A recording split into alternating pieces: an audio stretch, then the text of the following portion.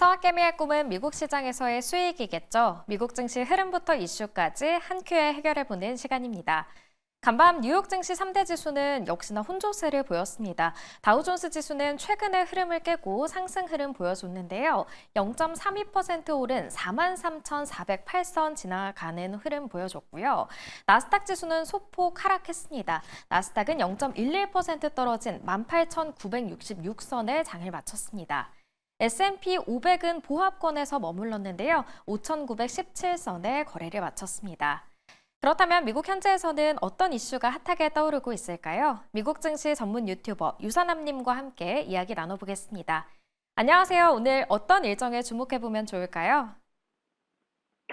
네, 안녕하십니까. 오늘 같은 경우는 엔비디아의 워닝이 이미 나온 상황이고요. 그리고 어저께 기준으로 국채 경매 일정이 이미 나와 있는 상황입니다. 그러고 나서 이미 오늘 나올 경제 데이터로는 실업상 청건수가 이미 나와 있는 상황이고요. 예상치보다 소폭 높게 나오면서 현재 지금 생각보다 지금 신규 실업상 청건수는 예상치보다 낮게, 연속 실업상 청건수는 예상치보다 조금 높게 나온 상황입니다. 여기에다가 필라델피아 연준의 제조업 활동 지수는 예상치보다 낮게 나오면서 전체적인 고용 관련된 부분들이 악화가 됐다라는 지표가 나왔고요. 그리고 어제 발표된 지표로는 채권 경매가 나와 있는데요. 채권 경매가 예상치보다 참여율이 저조하게 나와지면서 전체적으로 채권 금리가 높게 나온 상황입니다. 그러고 나서 오늘 발표될 지표로는 기존 주택 판매 지수와 그리고 10년물의 인플레이션 연동치에 대한 국채 입찰에 대한 경매 발표가 있을 예정입니다.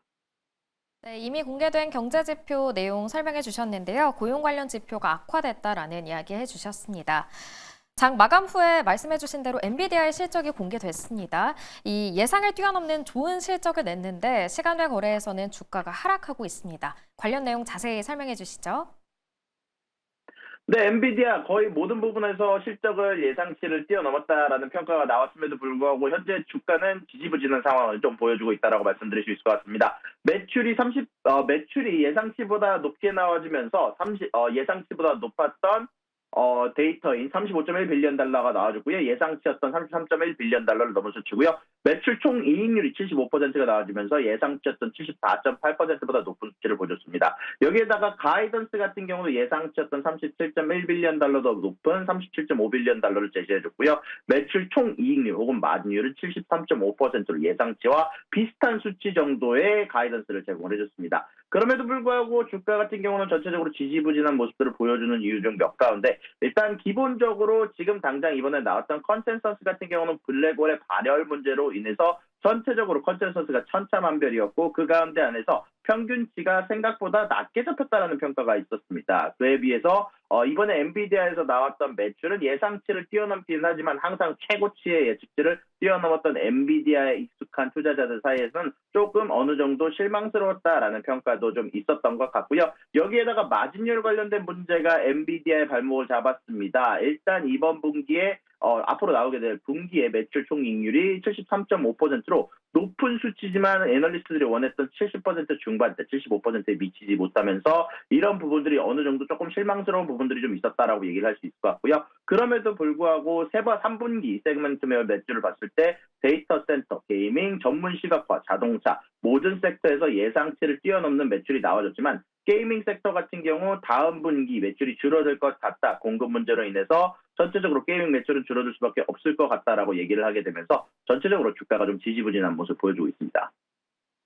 네, 엔비디아는 워낙 기대치가 높았기 때문에 이 실망의 목소리가 나오고 있다라고 정리해 주셨습니다. 이어서 러우 전쟁 관련 소식도 살펴보겠습니다. 러시아군이 우크라이나에 ICBM 대륙간 탄도미사일을 발사했다는 소식인데 이 러시아가 이 장거리 미사일을 쏜 건 이번이 처음이죠.